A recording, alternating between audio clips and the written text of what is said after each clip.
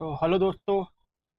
तो पिछले लेक्चर में हमने सारे डेट्स जो थे वो सारे याद कर लिए थे। ठीक है। आज के लेक्चर में हम शुरू करने जा रहे हैं ड्रग्स इंक्वायरी कमेटी, DEC। ठीक है ना। क्या कब आया था? 1930 में। इसको कैसे याद करेंगे? वन से क्या था बताओ? वन से था टी या डी, तो हमने टी माना था। ठीक है। और नाइन से क्या था? पी या बी। ठीक है ना, तो हमने बी माना था। तो इससे एक वर्ड बन गया टब। ठीक है ना। इससे एक वर्ड क्या बना? टब। और 30, थ्री से क्या माना था हमने बताओ? थ्री से था एम। ठीक है ना। थ्री से था एम। और जीरो से था क्या? एस या जेड। तो हमने जीरो से क्या मान लिया था? एस। तो इससे एक वर्ड बन गया माउस। तो अब हम क्या इमेजिन करते हैं कि एक टब के अंदर एक माउस जो है वो ड्रग्स की इंक्वायरी कर रहा है, मतलब एक ड्रग्स के ढेर ढेर को वो बैठ के जांच कर रहा है। तो इस समय याद आ जाएगा कि ड्रग्स इंक्वायरी कमेटी कब कब आया था? 1930 में। ठीक है। तो अब यहाँ पर देखो, 1930 में ड्रग्स इंक्वायरी कमेटी बनी थी। किसके अंडर में?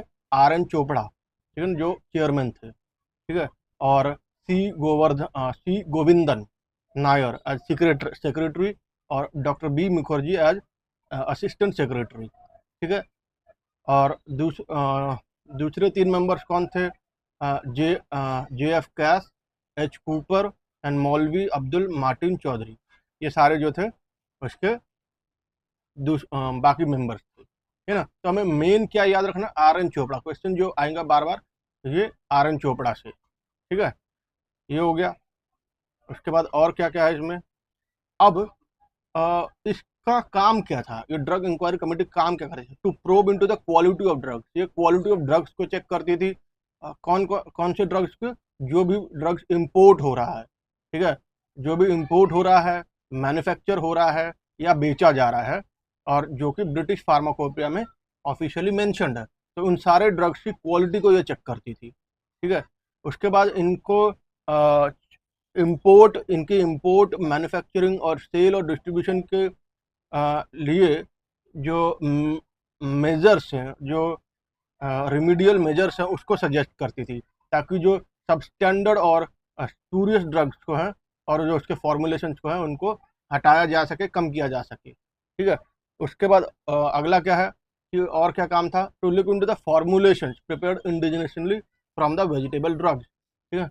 जो वेजिटेबल ड्रग्स के से जो फॉर्मुलेशंस बनाए जाते उन फॉर्मुलेशंस के लिए जो क्वालिटी कंट्रोल जो करते हैं वो भी इनका ही काम होता है।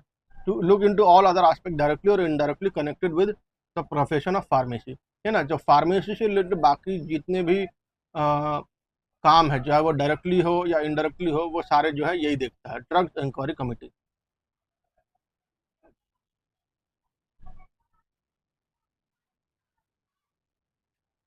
ठीक है ना। अब ये क्यों क्यों क्यों बनाया गया था?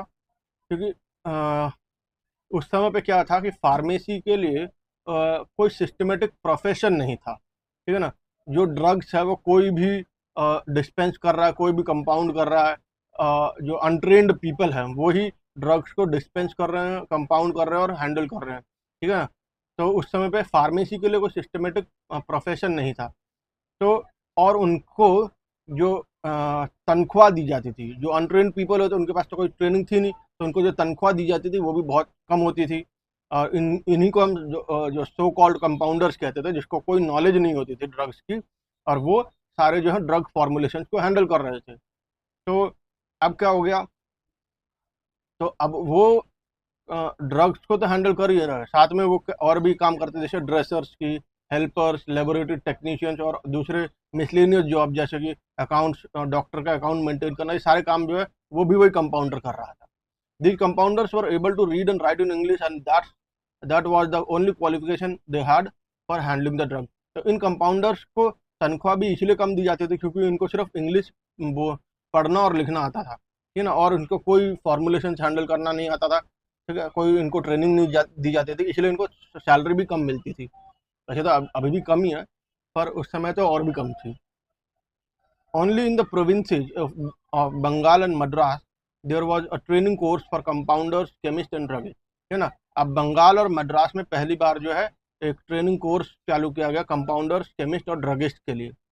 एक कमेटी बनाने के लिए गवर्नमेंट को बोला गया, कुछ रिकमेंडेशंस दिए गए, जैसे कि लेजिस्लेशन होने चाहिए ड्रग्स को कंट्रोल करने के लिए, और चाहे वो बीड़ी फार्माकोपिया में हो या ना हो, ठीक है। उसके बाद दूसरा एक लॉ होना चाहिए कि जो ड्रग्स हैं वो सिर्फ क्वालिफाइड पर्सन के द्वारा ही हैंडल किया जाना चाहिए, ठीक है। और इसके साथ में एक सिस्टमेटिक कोर्स होना चाहिए फार्मेसी में। उसके बाद अगला क्या रिकमेंडेशन दिया था, एक ड्रग रेगुलेटिंग अथॉरिटी होनी चाहिए सेंटर में, और हर एक स्टेट में भी होना चाहिए। उसके बाद एक जो है ड्रग या क्वालिटी कंट्रोल लेबोरेटरी भी होनी चाहिए, और सेंटर पे भी। तो ये सब करते करते जो है 1937 में import of drugs bill introduce किया गया, और 1940 में जो द ड्रग्स बिल इंट्रोड्यूस किया गया इन द पार्लियामेंट, ठीक है। और 1940 में ही द ड्रग्स एक्ट भी इंट्रोड्यूस किया गया, और इसी को फिर मॉडिफाई करके 1940 में ही ड्रग्स एंड कॉस्मेटिक एक्ट किया गया, ठीक है, समझ गए। तो अब इसको कैसे याद रखेंगे, 19 से क्या होगा, टब फोर यानी कि आर, ठीक है, और 0 से एस, ठीक है ना। तो आर और एस से कौन सा वर्ड बन रहा है, रोज, ठीक है ना। तो अब इमेजिन करो कि एक टब में बहुत सारे रोज भरे हुए हैं, ठीक है ना, बहुत सारे रोज भरे हुए हैं, और आपने जैसे ही उसको हटाया तो देखा कि उसमें ड्रग्स बहुत सारी पड़ी हुई हैं, बहुत सारे ड्रग्स के पैकेट्स पड़े हैं, और बहुत सारा मेकअप का सामान भी पड़ा हुआ है, ठीक है ना। तो इसीलिए हमने तो हम उस समय याद आ जाएगा कि वो ड्रग्स और कॉस्मेटिक एक्ट जो है 1940 में दिया गया था। 1945 में health survey and development committee दिया गया, ठीक है। किसने दिया, ये जस्टिस भोर ने, ठीक है ना, ये भी हो गया। उसका फार्मेसी एक्ट 1948 में आया, ठीक है ना। फार्मेसी एक्ट आया 1948 में, तो इसको 19 से क्या हो गया टब, 4 से क्या आर, 8 से क्या हो गया एफ, यानी कि आर और एफ से मिलकर कोई वर्ड बन रहा है, तो रूफ यानी कि छत, ठीक है ना। तो इमेजिन करो कि आप इमेजिन करो कोई एक फार्मेसी जो है वो टब के अंदर बैठ कर कुछ काम कर रहा था, और तभी उसके ऊपर छत गिर जाती है धड़ाम से, ठीक है ना। उसके वो टब में बैठ के वो फार्मेसी का कोई काम कर रहा था, और उसके ऊपर छत गिर जाती है, तो इस समय याद आ जाएगा क्या कि फार्मेसी एक्ट कब आया था, 1948 में। और उसी के अगले ही साल फार्मेसी काउंसिल ऑफ इंडिया यानी कि पीसीआई आ गया 1949 में, ठीक है। अब इंडिपेंडेंस के बाद क्या हुआ कि ड्रग्स के जो एडवर्टीजमेंट्स होते हैं वो मिसलीडिंग और एग्जैजरेटेड होते हैं, ठीक है। और जो मैन्युफैक्चरर्स हैं वो अपनी मेडिसिन के लिए एग्जैजरेटेड क्लेम्स करते हैं, और मिसलीडिंग क्लेम्स करते हैं, जिससे कि जो है ड्रग्स जो है उस जिससे कि जो ड्रग्स हैं वो फ़ायदा करने के बजाय नुकसान कर देता है। और स्पेशली जो सेक्सुअली ट्रांसमिटेड डिजीज या मेंस्ट्रुअल डिसऑर्डर या लॉस ऑफ विगर, स्टेमिना, इन सब से रिलेटेड जो है जो एडवर्टीजमेंट्स होते हैं वो बहुत ज़्यादा मिसलीडिंग होते थे, ठीक है ना। तो अब इसी पे रोक लगाने के लिए क्या आया 1994 में क्या आया, drugs and magic remedies act 1994। अब इसको कैसे याद रखेंगे, तो 19 से क्या याद आया, ठीक है, 19 से क्या याद आया टब, और 94 में क्या हो गया था बताओ, 9 से क्या हो गया पी या बी। अब इसको मैं बी मान लेता हूँ, बी मान लिया, और 4 से आर, ठीक है ना। तो इससे क्या कौन सा वर्ड बन रहा है, बियर, भालू, है ना। आप तो इमेजिन करो एक भालू जो है वो टब के अंदर बैठ के मैं जादू कर रहा है, ठीक है ना। उसने काला रंग का टोपी पहन रखा है, और वो जो जादू कर रहा है टब के अंदर बैठ के, ठीक है ना। तो इससे क्या याद आ जाएगा कि 1994 में क्या हुआ था, drugs and magic remedies act आया था, ठीक है ना। इस चैप्टर में सिर्फ डेट्स ही जो है सबसे इंपॉर्टेंट है। फिर उसके बाद अब क्या आया,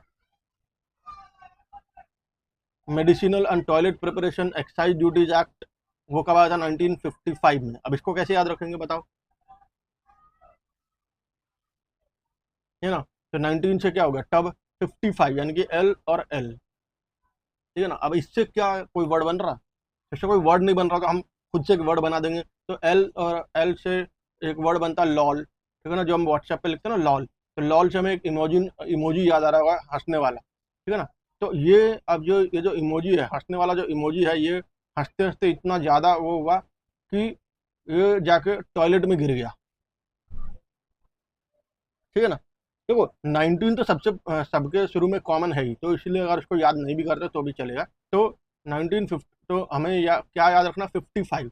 तो हमने क्या देखा कि एक लॉल इमोजी है, यानी कि जो हंसने वाला जो इमोजी है वो हंसते हंसते इतना हंसने लग गया कि वो उसका मुंह जो है टॉयलेट के अंदर गिर गया। तो इससे हमें क्या याद आ जाएगा कि 1955 में क्या आया था, medicinal and toilet preparation act, ठीक है ना। इसी को हम क्या बोलते हैं, इसी को हम एक्साइज ड्यूटीज एक्ट भी बोलते हैं, ठीक है ना। इसी में हम जो है रेट्स भी कंट्रोल करते हैं। उसके बाद 1970 में क्या आया, ड्रग प्राइस कंट्रोल ऑर्डर। अच्छा, 1970 में आया ड्रग प्राइस कंट्रोल ऑर्डर, ठीक है ना, 1970 में आया। तो इसको कैसे याद रखेंगे, 19 से तो टब हो गया, 7 से के और एस, तो 0 से क्या हो गया, एस, ठीक है ना। तो अब कौन सा वर्ड याद आ रहा बताओ, किस, ठीक है ना, किस याद आ रहा, ठीक है ना। तो अब इसको कैसे इमेजिन करेंगे कि इमेजिन करो एक टब में बैठ के दो लवर्स आपस में किस कर रहे हैं, फिर एक टब के अंदर बैठ के दो लवर्स आपस में किस कर रहे हैं, और तब जो है ड्रग्स का एक जो है कोई ऑफिसर आके उनको पैसा पकड़ा देता कि किस करने के इतने पैसे लगेंगे, ठीक है ना। तो प्राइस को कंट्रोल कर रहे हैं, तो इस समय याद आ जाएगा कि 1970 में क्या आया था, ड्रग्स प्राइस कंट्रोल ऑर्डर, ठीक है ना। और 1970 में ही इंडियन पेटेंट एक्ट भी आया था, ठीक है ना। तो ये भी हमारा इसी में आ जाएगा, है ना। तो आज का चैप्टर ये खत्म, तो चैप्टर हमने खत्म कर दिया है, है ना, history of drug legislation and pharmacy profession in, तो सारे जो मेन डेट्स थे वो हमने सब याद कर लिए, है ना। तो आज की वीडियो में इतना ही, अगली वीडियो में हम शुरू करेंगे फार्मास्यूटिकल एथिक्स। बाय। आज जाने से पहले सब्सक्राइब जरूर कर दो भाई।